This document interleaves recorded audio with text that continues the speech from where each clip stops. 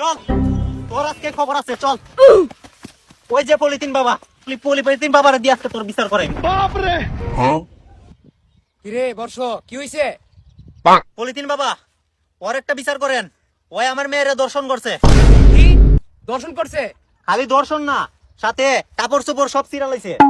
কোনো সমস্যা নাই, ওরে দর্শন করছে, চামড়ার ভিতরে চামড়া ঢুকছে, হেও আরাম পাইছে, সেও আরাম পাইছে। তাই শুধু ওর কাপড় চিরলো কেন, 500 টাকা জরিমানা দে। বাবা আমার কাছে তো এত টাকা নাই, কিছু ডিসকাউন্ট দেন, কিছু ডিসকাউন্ট দেন। যা, তোর প্রতি এই পলিথিন বাবার অনেক দয়া হইলো, अच्छा তাই তোকে 500 টাকার বদলে 50 টাকা জরিমানা করলাম।